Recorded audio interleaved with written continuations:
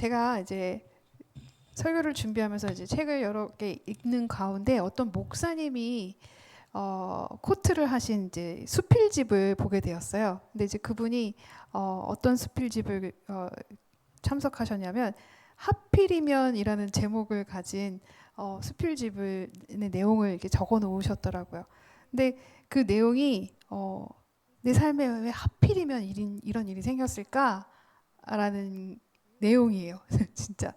근데 그 내용 중 도입 부분에 시작이 뭐냐면 남을 보면 잘 되는 것 같은데 왜 하필이면 내 인생은 공짜 호박은커녕 내 목도 못 챙기는가 하면서 이야기가 써내려져 간다고 하더라고요.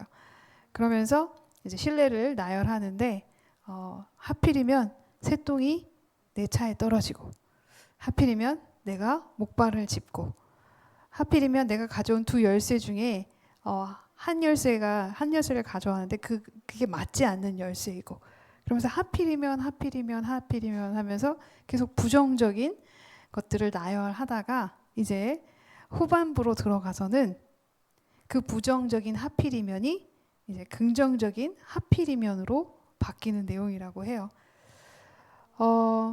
이방인도 이렇게 적용을 합니다. 네. 네. 근데 우리가 우리 삶에 이러한 비슷한 고백이 사실 다 한 번쯤은 있으셨을 거라고 생각이 들어요. 왜 하필이면 나에게 이런 아픔을 허락하셨을까? 제가 아는 분 중에 자녀를 먼저 보낸 분이 계세요.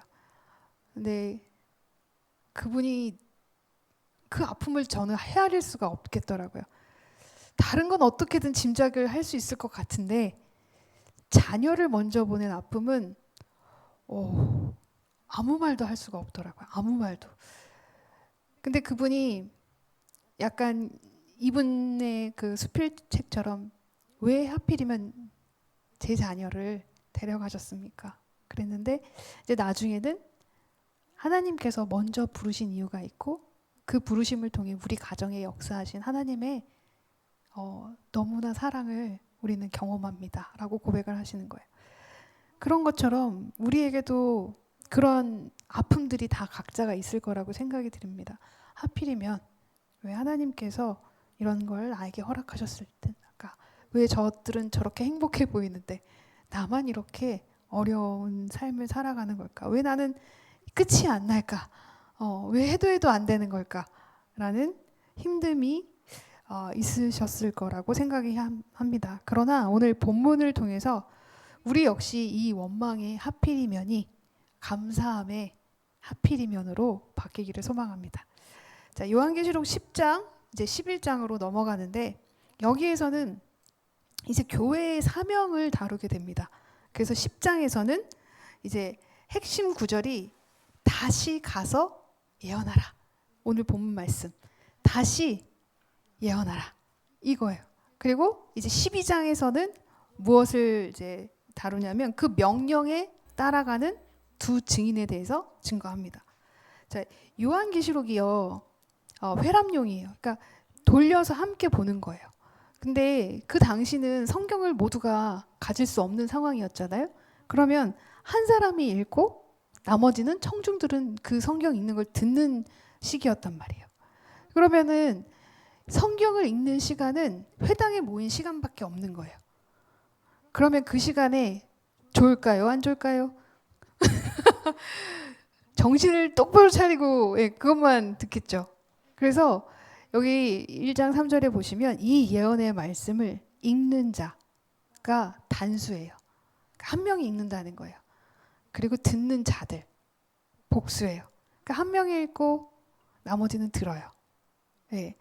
근데 읽는 자, 듣는 자 거기서 끝나는 게 아니라 그걸 기록한 것을 지키는 자들.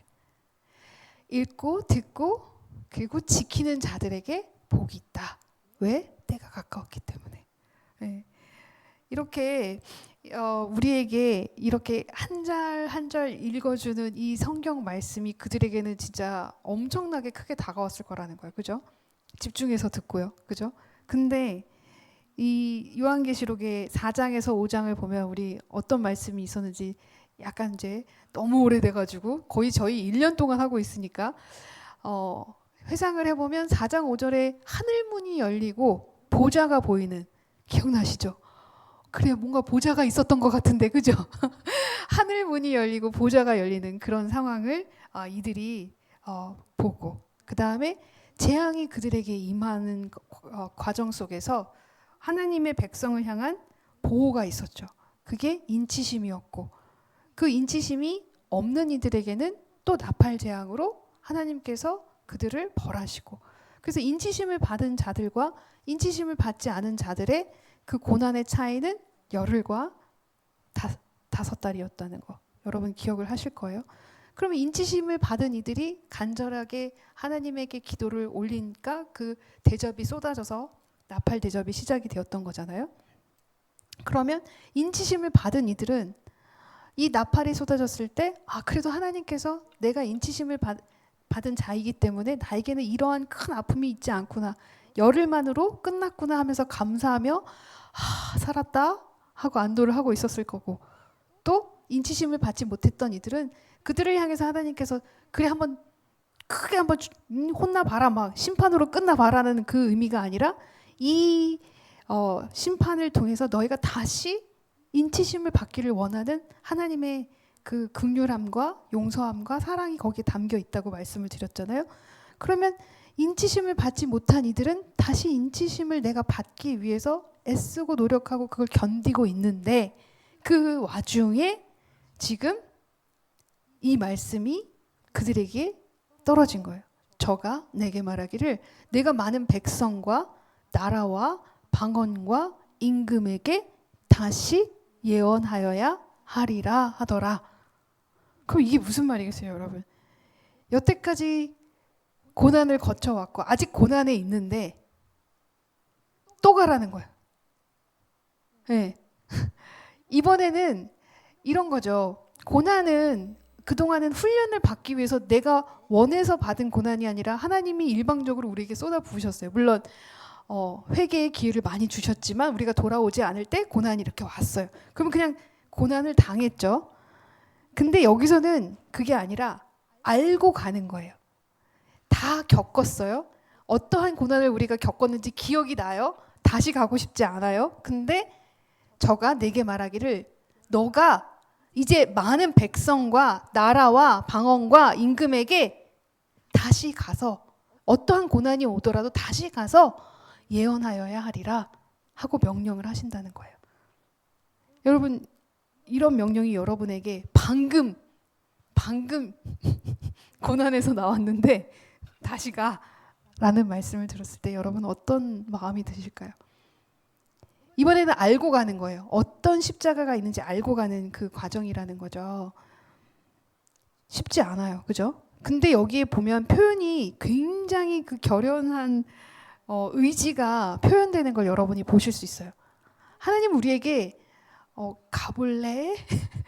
하신 게 아니라 내가 많은 백성과 나라와 방언과 임금에게 다시 예언하여야 하리라.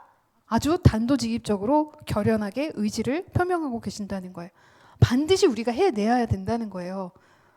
그러면 여기에서 정말 중요한 건 다시 예언, 두 가지 단어예요. 다시 예언을 해야 한다는 거예요. 우린 다시 시작해야 된다는 거예요. 그러니까 여러분이 생각했을 때 이 십자가 끝나면 이제 끝나고 뭐 고난 끝 행복 시작 이렇게 생각을 하시는데 그게 아니라 우린 계속 다시 예언을 해야 한다는 거예요. 다시 계속해서 가야 된다는 거예요. 어떠한 고난이 와도 이 십자가로 어떤 누군가를 살릴 수 있다면 우린 계속해서 다시 가야 되는데 여러분이 이거는 알고 가셔야 된다는 거죠.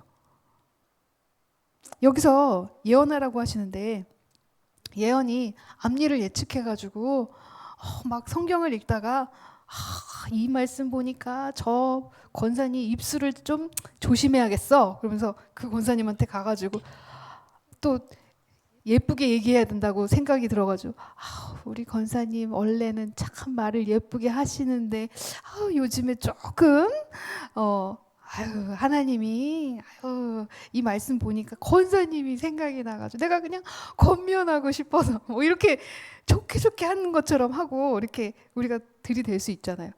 근데 이게 예언이 아니라는 거예요. 우리가 착각하는데 예언은 미래의 일을 우리가 하나님께 먼저 받아서 그들에게 알려주는 게 예언이 아니에요. 이거는 점쟁이들이 하는 일이고, 여기서 예언하는 거는요, 하나님께서 이미 말씀을 통해서 분명히 드러내신 뜻을요, 우리가 정확하게 분별하고 이해하고 그것을 말씀으로 살아내는 거예요. 행함으로 살아내는 거예요. 그게 예언이에요. 물론 거기 안에는 선포되는 말이 있을 수도 있어요. 그러나 내가 살아내는 거예요. 그렇게 이미 다 기록이 되어 있는 거예요. 새로운 게 아니에요, 여러분.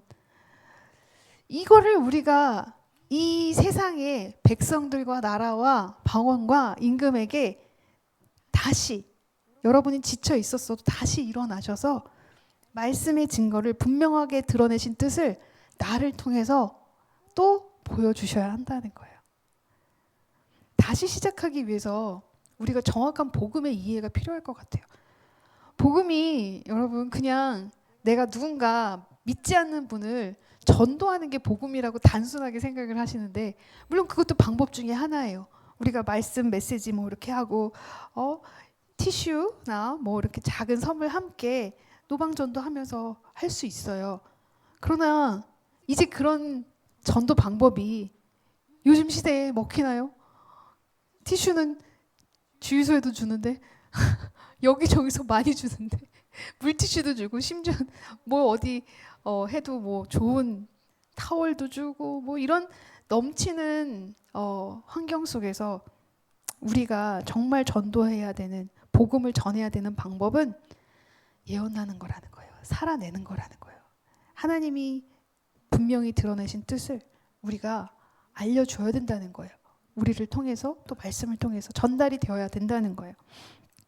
그렇다면 이 올바른 복음이 제시되기 위해서, 우리가 다시 시작하기 위해서 오늘 본문의 말씀이 여러분에게 다시 한번 각인이 되기를 소망합니다. 본문 앞절에 보면은요, 2절에 뭐라고 되어 있냐면, 그 손에 펴놓인 작은 책을 들고 그 오른발은 바다를 밟고 왼발은 땅을 밟고. 근데 이 말씀이 다시 반복이 돼요. 8절에 자, 하늘에서 나서 내게 들리는 음성이 또 내게 말하여 가로되, 내가 가서 바다와 땅을 밟고서는 선사의 손에 펴놓인 책을 가지라. 이 펴놓인 책이 무엇일까요, 여러분? 네. 와, 최고. 이게 간단하고 아무도 얘기를 안 하고 계세요. 그냥 당연해서 안녕하셨구나. 근데 이 작은 성경책을 이제 표현하면서 여기에 이걸 들고 서 있는 천사의 이 책을 너가 가지라고 하세요.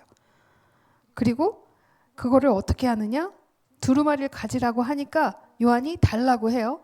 그래서 천사가 두루마리를 갖다 먹어 버리라 하니 요한이 그걸 먹어요.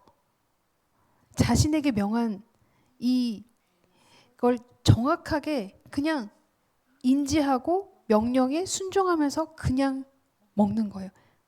근데 여기 9절에 보니까 내가 천사에게 나아가 작은 책을 달라 한즉 천사가 가로되 갖다 먹으리라. 어떤 현상이 있는? 내 배에는 쓰나 내 입에는 꿀같이 달리라 하거늘. 지금 말씀을 먹었는데 입에는 꿀같이 단데 배에는 쓰다고 얘기를 해요. 창조주이신 하나님께서 이 말씀을 기록하시면서 이 말씀 속에 모든 섭리를 넣으셨잖아요. 여기에는 모든 것이 다 들어있죠. 그죠? 천지 창조부터 모든 하나님의 그 우주적인 권능, 그 다음에 인생의 구속사까지. 이 책에 없는 건 없어요. 그죠? 우리 부부의 관계, 자녀와의 관계, 고부간의 관계, 이웃과의 관계, 세상과의 관계, 이 모든 것이 들어있어요. 그럼 이거를 쓰든 달든 우리가 먹어야 한다는 거예요. 네. 근데 요란이 그러죠. 말씀을 먹으니 입에는 달고 배에는 쓰다. 그러니까 축복의 말씀과 위로의 말씀도 있지만 이 안에는 책망의 말씀과 심판의 말씀도 있으니까 쓸 수도 있고 달 수도 있고, 또 어쩔 때는 책망의 말씀, 뭐 십자가의 말씀도 다 달게 받아 먹었는데 막상 행함으로 가려고 하다 보니까 하려니까 너무 쓴 거야. 하려니까 너무 하기 싫어서 쓰게 느껴질 때도 있죠. 이렇게 쓰나 다나 지금 하나님께서는 요한의 환상을 통해 보여주시는 건 뭐냐? 이걸 먹어야 한다는 거예요. 우리가 반드시. 예. 말씀을 씹어 먹어서 배에서 쓰게 느껴져도 이 명령을 준행하는 자들에게는 하나님이 그들과 함께 하신다는 거예요. 이게 우리가 오늘 깨달아야 된다는 거거든요. 심판과 구원이 항상 동일하게 존재한다는 걸 우리가 이번 계시록을 하면서 계속해서 반복해서 배웠어요. 그죠? 항상 함께 있어요. 구원과 심판이. 최근에 저희 아는 목사님께서 미국에 갔다 오셨는데 자랑을 하시는 거예요. 미국의 그 노아 방주의 실제 사이즈로 만들어 놓은 그곳을 견학하고 오셔가지고 사진 보여주시면서 갔다 오셨다고 자랑을 하시는 거예요. 얼마나 배가 아프든지 제가 부러워가지고 그래서 멋있다 막 이러는데 목사님 뭐라고 하시냐면 이스라엘을 갔다 온 이후로 그 다음 큰 감동이었다는 거예요. 그래서 뭐가 그렇게 감동이셨어요? 그랬더니 아니 그 배가 사이즈가 실제 사이즈가 너무 압도당할 만큼 커서 그걸 보니까 아니 노아가 이걸 어떻게 만들었지라는 생각이 제일 먼저 들더래요. 그러면서 드는 생각은 이 하나님의 은혜가 어마어마하다. 이게 노아가 혼자 할 수 있는 게 아니잖아. 하나님의 은혜잖아. 라고 생각을 했다는 거예요. 그러니까 더 가고 싶은 거예요. 그래서 막 샘이 나잖아요. 하나님 샘 나는데요. 이게 안식년으로 갔다 오신 거예요. 그래서 나도 안식년에 미국을 갔다 올까 막 그런 속으로 생각을 하다가 아니지. 부러우면 그 말씀을 다시 한번 나도 읽으면 되지. 그러면서 궁금하기 시작했어요. 그래서 다시 막 읽었어요. 말씀을 읽는데 갔다 온 만큼의 그런 눈으로 보는 감동은 저에게 사실 말씀에서는 없지만 다른 은혜를 주셔서 그만큼의 효과가 나타났어요. 뭐였냐면 노아 홍수 때도 온 땅의 심판을 받았잖아요. 근데 노아의 가족만 구원을 얻어요. 그죠? 하나님이 분명하게 그들에게 미리 알려주셨어요. 노아를 통해서. 그래서 세상 사람들에게 노아가 재앙을 예고해요. 그죠? 근데 세상 사람들은 거기에 어떻게 말씀에 적혀 있냐면 노아가 방주에 들어가던 날까지 먹고 마시다가 호련히 심판을 받게 돼요. 이게 그들의 모습이에요. 그렇다면 이 노아는 어떠한 은혜를 이렇게 받았을까? 야, 노아는 진짜 대단하다. 그 많은 사람들 중에서 물론 하나님께서 택하신 자이지만 이 은혜를 받은 이 사람의 비밀은 뭘까? 궁금하잖아요. 자꾸 쳐다보게 되는 거예요. 목사님은 방주를 보고 왔지만 난 노아를 봐야지. 그러고서 노아를 뚫어지게 이 말씀을 봤어요. 그랬더니 8절에 보니까 확실하게 노아는 여호와께 은혜를 입었더라는 구절이 있어요. 하나님께 진짜 은혜를 입었구나. 그러면 우리가 어떻게 생각하냐면 저는 여태까지 이런 생각을 했던 것 같아요. 그냥 하나님의 주권적인 은혜이구나. 하나님이 주권적으로 노아를 선택하셨고 노아를 선택하셨기 때문에 노아는 그런 은혜를 입을 수 있었고 은혜 입었으니까 당연히 할 수 있었겠지. 그러니까 그렇게 멋진 것도 그렇게 불가능한 것도 할 수 있었겠지. 물론 맞잖아요. 그죠? 근데 노아가 한 부분을 보이게 하시는 거더라고요. 22절과 7장 5절을 보면은요. 동일한 말이 나와요.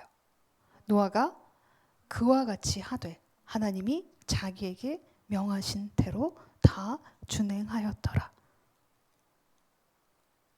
준행하였대요. 7장 5절 동일해요. 노아가 여호와께서 자기에게 명하신 대로 다 준행하였더라. 항상 반복이 되면 우리가 눈을 집중해야 되는 거예요. 중요하다는 얘기예요. 그죠? 네. 너무 단순하잖아요. 반복되는 얘기는 중요하다는 얘기예요. 노아는 명하신 것을 준행하였다는 거예요.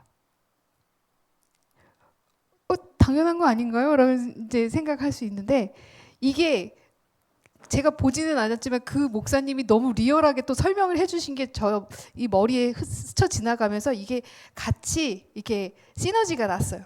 뭐냐면 그 목사님 뭐라고 하시냐면 목사님 그 동물들이 그 비가 오는 동안 홍수가 다 이제 물이 빠져나가는 동안 얘네들이 뭐 하고 있었을까요? 얘네들을 어떻게 했을까요? 먹이를 줬을까요? 안 줬을까요? 근데 저는 예전에 신학적으로 뭔가 논쟁을 그런 거 볼 때 재웠다라는 거에 조금 더 저는 맞다 생각을 거기에 이제 같이 동의를 했던 것 같아요. 그래야 좀 생각이 심플해지니까 안 재우면 너무 복잡하잖아요. 먹여야 되고 쟤네들 똥 싸는 건 똥은 다 어떻게 하고 막 야 저거 복잡한데 그 노아 식구들끼리 다 하기에는 어마어마한 동물들이잖아요. 근데 그 미국에서 그들이 해석한 방법은 이 동물들이 다 잔 건 아니라는 거예요. 어느 정도는 깨어 있었다는 거고 그 깨어 있는 그 과정들 속에서 먹이를 주고 물을 주고 그들을 관리하는 걸 노아 식구들이 타임 테이블을 짜서 이렇게 정확하게 그 순서에 맞게 했다는 거를 그 시간표까지 거기에 다 만들어 놓은 거예요. 네. 그래서 목사님이 막 자랑을 좀 보여주셨어요. 그래서 시간표가 그리고 실질적으로 그들이 어떠한 도구를 써서 먹이를 주고 어떠한 방법으로 물을 공급했는지 그런 것들을 그들의 그때 시기에 맞게 상상해서 이 과학자들이 다 재현한 거예요. 그러면 여러분 생각해 보세요. 지금 노아는요. 우리와 같이 종말의 때를 살고 있었어요. 그리고 심지어 노아는 진짜 모두가 죽은 상황에서 자기들만 그 배에 살아남아 있는 상황이었어요. 비가 언제 그칠는지 몰랐고요. 비가 그쳐도 자기들이 살 수 있을지 물론 하나님이 약속하셨으니까 그 말씀 하나 믿고 거기에 동동 떠져 있는데 그냥 있어도 힘든데 거기서 매일매일 반복되는 같은 일을 했다는 거예요. 그 시간표를 보면 한 사람이 한 가지 임무를 맡은 것처럼 이렇게 되어 있더라고요. 누구는 계속 똥만 치우고, 누구는 계속 먹이만 주고, 누구는 계속 뭐 씻기고, 뭐 이렇게 여러 가지가 있어요. 그러면 하나님께서 우리에게 명하신 것을 우리가 준행해야 되는데 그게 때로는 우리가 보기에 너무 하찮아 보일 수도 있고요. 때로는 이게 언제까지 이걸 다시 계속해서 반복하게 하실까라는 의문이 드는 것들도 있다는 거예요. 앞이 안 보이는 미래 상황 속에서 지금 노아는요 계속해서 여호와께서 자기에게 명하신 것을 그냥 하루 준행하고 있었다는 거예요. 하나님께서 여호와에게 은혜를 주셨지만 노아가 한 몫은 그 명령하신 것을 이행하고 있었다는 거.